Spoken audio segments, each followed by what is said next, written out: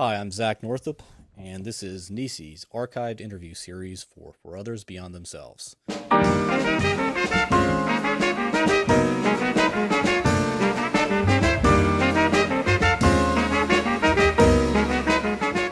1998, I had what turned out to be a rare opportunity to interview a governor who would later become president of the United States. His name was George W. Bush. As the governor of Texas, Bush commanded an army larger than those fielded by most third world countries. And I wanted to talk with him about his time in the Texas National Guard and some of his political philosophies in general. So after working some contacts, I was able to schedule the interview and sat down with him in his office at the Texas State Capitol in Austin, Texas. I'd spent the previous week on Capitol Hill doing some interviews, and I have to say that I found Governor Bush's casual demeanor refreshing. He put me at ease. Actually, during the interview, he had one foot propped up on a coffee table.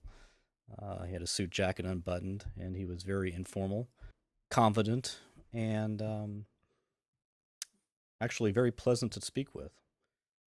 The interview was originally scheduled for 20 minutes. I ended up spending about an hour and 15 minutes with him. And if we ever came to a point during the questioning where I asked him something very specific about the inner workings of the Texas National Guard, something, frankly, that most governors would not know about, he happily deferred to his adjutant general, then Major General Danny James. During the 2004 presidential election cycle, the transcript of this interview was used nationally. NBC News researchers used it for some of the research that they did in their reporting on the president's National Guard experience. And it was posted and linked to by hundreds of bloggers, most of whom cherry picked different quotes from the interview and almost universally misconstrued and twisted Bush's words about his time in the Guard. My general impression, my takeaway from this interview was that what you saw is what you got. George Bush is not a polished political machine, as some past presidents have been, but his grasp of the fundamental issues that are important to this country is solid. So, here's the interview. Listen to it and come to your own conclusions. One administrative note, though. This interview was recorded on a small microcassette recorder, similar to the ones that reporters use all over the world. The audio quality, as such, is very poor. I've tried to enhance it a little bit, make it a little louder, but it's still pretty bad. But you can still hear the words, and I think you'll be able to understand Bush's intent. Here we go. Start off with question number one. Right. The way I summarize today's culture is if it feels good, do it. And if you've got a problem, blame somebody else. My awareness of what the culture has done to our society is really rather new relative to 30 years ago when I was in the Guard. Because the warning signs of the cultural shift have been really more evident until today, which is, in our state, 30% of babies born out of wedlock, which in itself is a staggering statistic, and it's one that is troublesome to me, because if this were to happen for several generations, or a generation, it would lead to disparity of incomes, a lot of strain on young moms trying to raise the children without support of a dad. And it would be very difficult for families to be the place for values to be passed on, good values, honest, honorable values to be passed on from one generation to the next. And so I speak a lot about the cultural situation we find ourselves in. I also speak, though, to people and tell them how optimistic I am that cultures can change. Since I've seen it in my lifetime change once, I know it can change again to what I would call the responsibility era, an era in which each of us are responsible for our own behavior, responsible for loving our children that we bring in the world, males shouldn't walk away from their responsibility if they father a child. And the Guard, one of the things about the military is that the military does two things well. One, focuses on individual achievement, and two, does preach a message of teamwork and responsibility. I can remember walking out to my F-102 fighter and seeing the mechanics there that, I knew I was on the same team as them, but I relied upon them in order to make sure that I wasn't jumping out of an airplane. And so there was a sense of shared responsibility in that case. But responsibility is responsibility to get the airplane down, responsibility to show up and do your job. And there's a lot of lessons learned in the Guard for current Guardsmen and some of us old Guardsmen. Do you think that today's youth could benefit greatly from joining the National Guard, participating in that type of structure? I think many of today's youth need to be in a structured, disciplined environment. One in which there is a sense of sacrifice in order to get ahead. One of which, that there's you're a sum of a greater whole. Because, and I think that the Guard and the Army do a very good job, by the way, of addressing other issues that are social issues, such as affirmative action, what I call.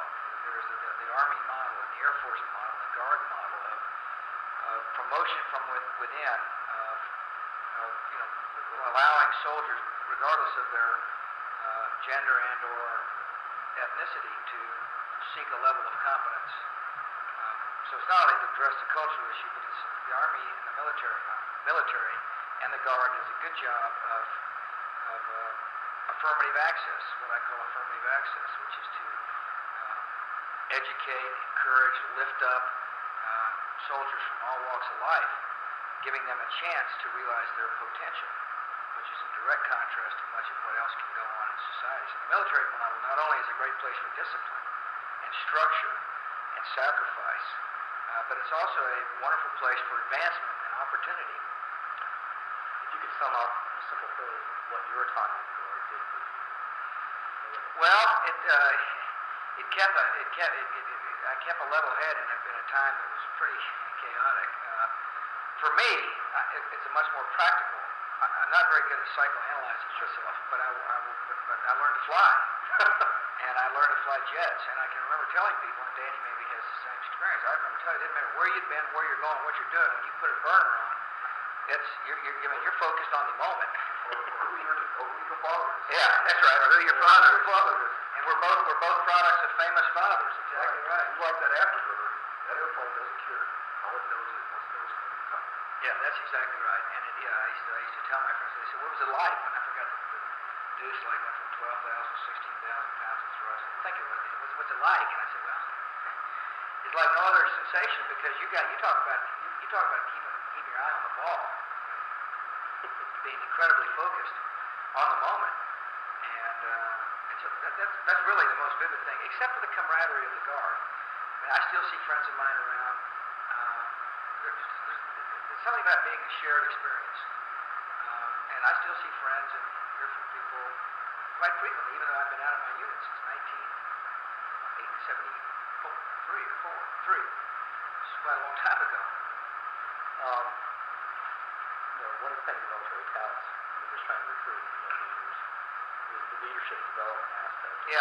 being in the Guard. Did you learn any leadership qualities that you didn't have prior to going in? I don't know. That's a good question. I'm not sure because as a pilot, pilots really are pretty free-spirited souls. I mean, the pilot we didn't have men to command. At least I didn't. I was too bottom. I was too junior in rank, so I never really was given orders. I was always taking orders. But you learn lessons. I mean, you saw good leaders and bad leaders. I think at my age, in the 20s, I learned more not through leading myself, but through observing who was effective and who wasn't effective. If you're a person taking orders, it's pretty interesting to think back about who were those, whose orders I like to follow and why. And I think it's one way to learn about leadership. I really didn't get in a position to lead until I was an older fellow, but I can remember, ineffective colonels and effective colonels. And I remember people that, they'd say ten shut, and we'd all slouch straight up, and somebody wasn't going to say ten shut, and we'd be ramrod straight. And I think the interesting lesson on leadership is, one, you never ask your people to do something you wouldn't do yourself. And secondly, that the request, that you set clear, understandable goals. I mean, everybody needs to know with absolute clarity what the mission is and why. And go ahead. Would you say those two traits define your leadership style today? Yeah, I would hope so. Here are the traits I think that define my leadership style. Capacity to define clearly. First of all, know where I want to lead. You can't lead unless you know where you're going.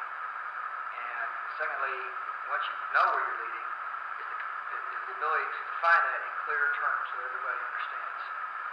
Because if people, if I can see the goal, but I can't convey what the goal is to folks, then we're not heading anywhere. Thirdly, surround yourself with smart people and motivate them to do their mission. That applies to the Guard leadership as well as any leadership. General James would micromanage every unit.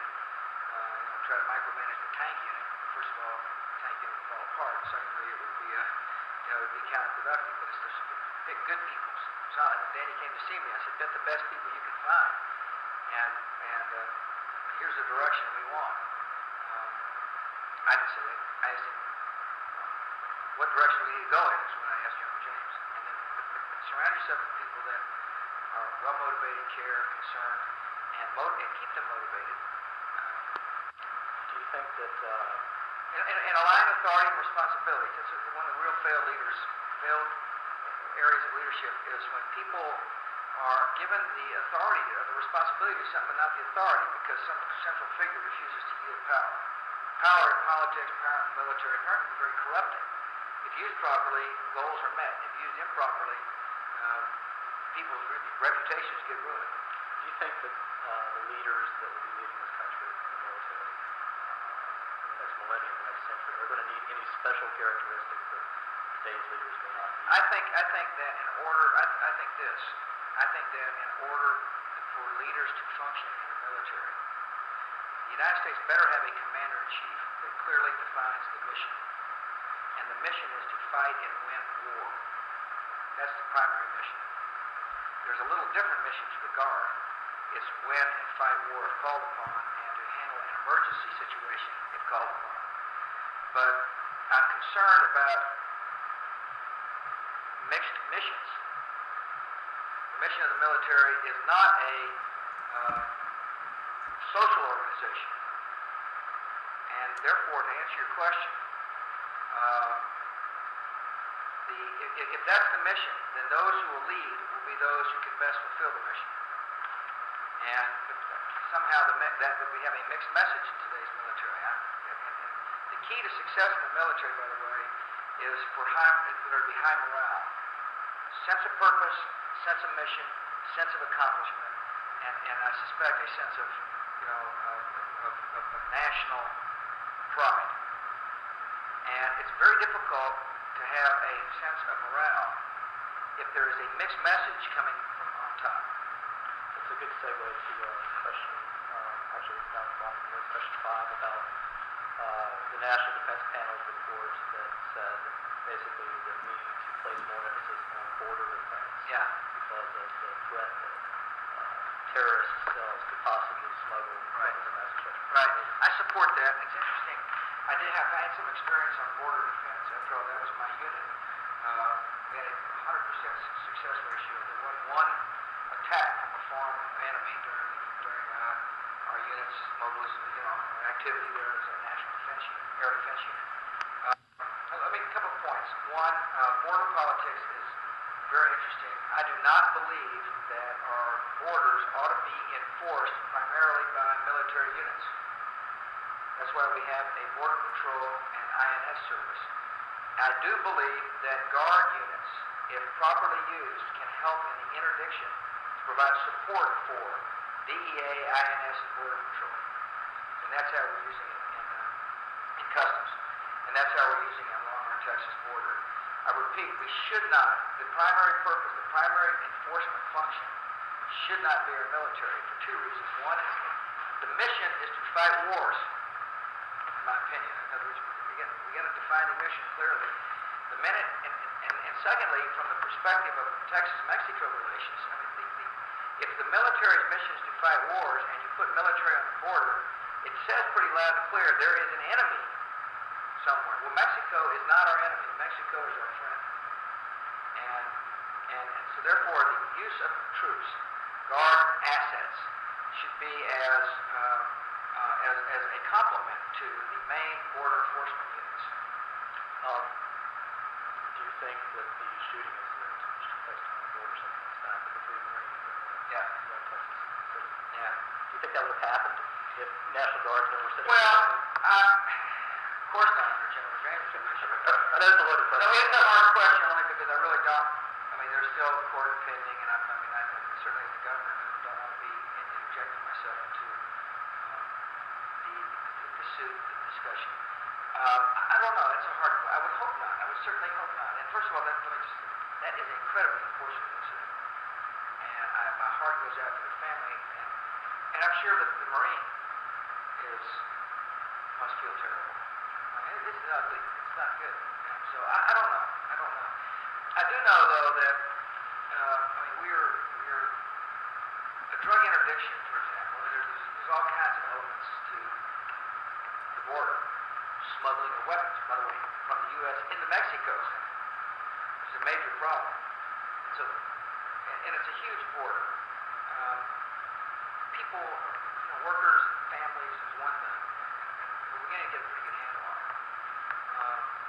The Clinton administration has finally reacted, and I give them credit for an addition. We beefed up manpower to focus man and equipment, people and equipment, on known border crossing points. And that's good, because that'll help interdict the flow of illegal immigrants moving back and forth across our border. And it makes the situation more manageable. In terms of contraband generally is not smuggled. It is with certain trucks, there's no question, the big truck traffic, and that's really, in order to get a handle, that's going to require a better technology. Dog sniffers are one thing. I mean, we're probably going to need, sophisticated extra truck. I don't know what it's going to be. Started utilizing the guardsmen. Well, Texas Center does use these sophisticated radars that go around the truck. Really? And pick up areas. Not too bad you don't have time to do stuff for it now. I mean, can you get, the mildly question is, can you find packets of whatever, heroin smuggled within grapefruits? I mean, who knows? But the point is that that's one type. The other type of trafficking is, on mules, carriers, humans, and really remote. I remember this is a 1,400-mile border. I mean, this is a incredibly complex situation, particularly a lot of rugged terrain. And that's where listening devices, kind of the high-tech, sophisticated equipment that the Guard can help interface with the DEA.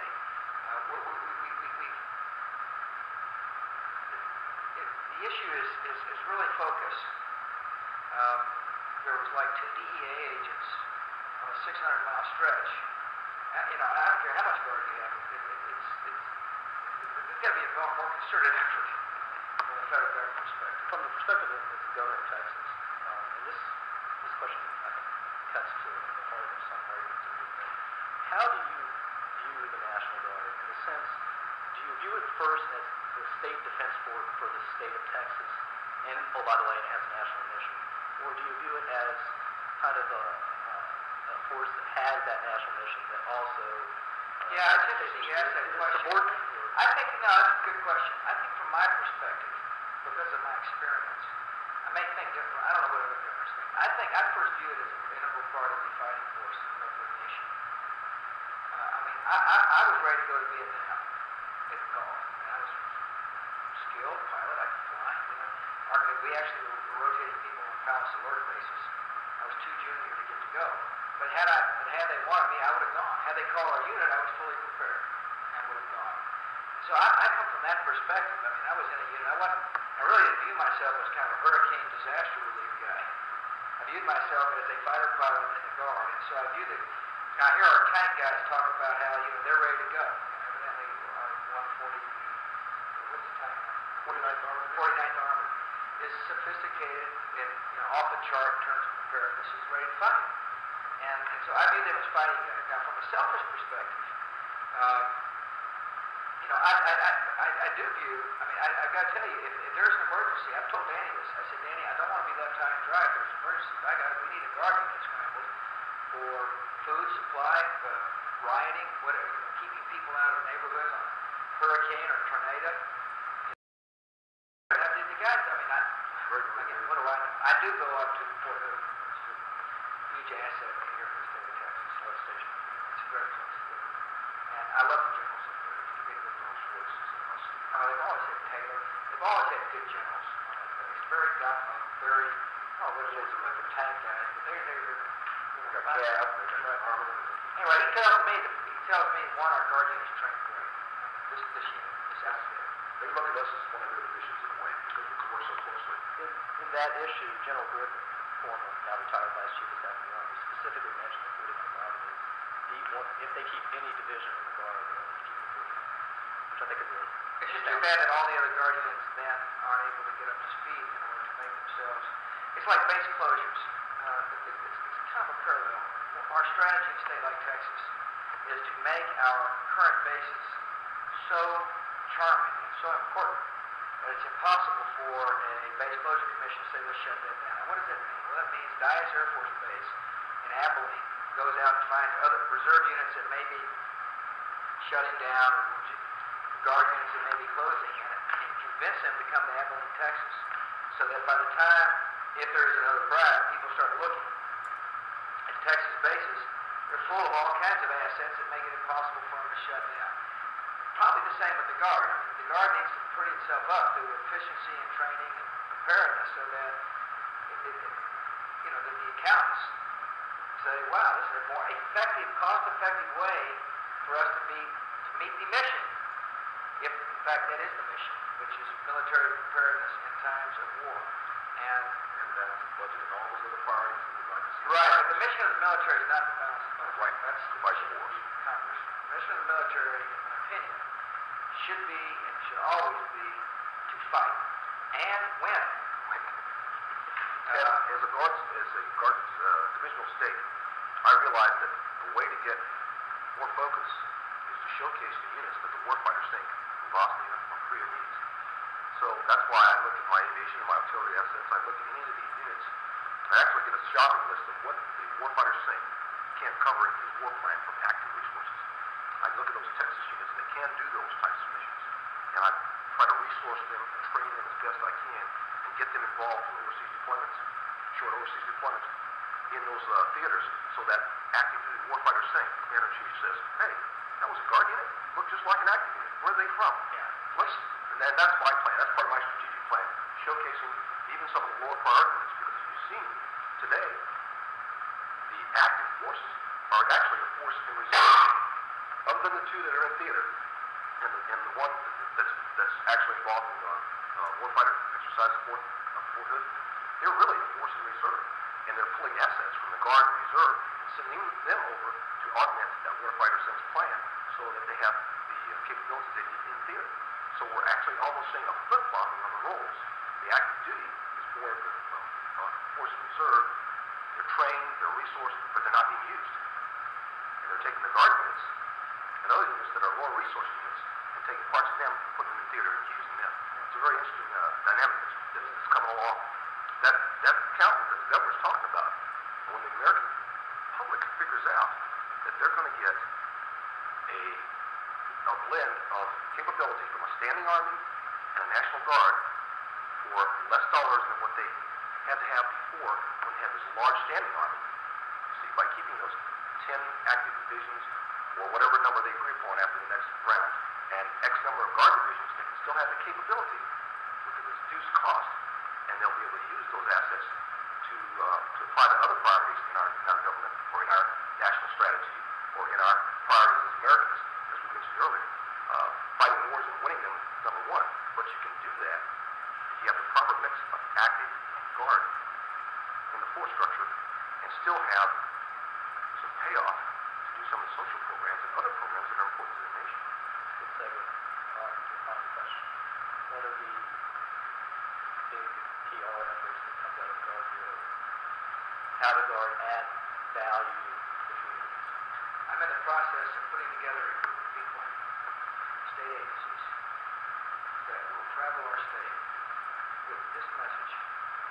right choices to make in life and wrong choices to make in life.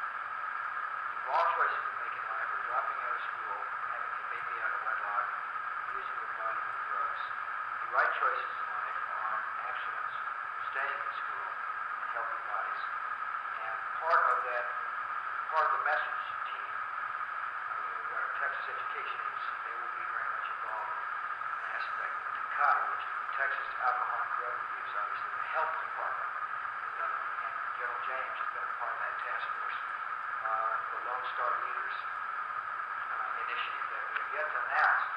You've got a preview. I've been talking about it in my announcement speech, setting it up, but the point is that Danny's going to be very much involved with finding leaders and mentoring. Sort of role models that involved in community activities. The Guard offers that sense of belonging and that ability to serve. We found when we look at these statistics that service, the one issue, when someone goes out and does something good, service to the community and the state is so gratifying that it overwhelms all the other things. Not the money, not the rank, not the service. Where can you stay within your community and serve any better than the National Guard? So we're providing that with a lot of programs. We dovetail right into the other programs the governor's talking about. I have a theory that one of the things that's eroding and causing young people not to be able to make the proper choices is that they now turn to other organizations that are not service-oriented. Sure. Gangs. But what was the organization of our fathers? It was the military. That's been kind of taken out off the plate, so to speak. But if you inject the National Guard and the service, especially the National Guard, because it's community-based, back in there, you have, as the governor said, discipline, leadership, adherence to standards, accountability, reward. You have everything, and service. You have all those things wrapped up in the National Guard. And you offer that to you. Say, here's a better choice. Choose the National Guard.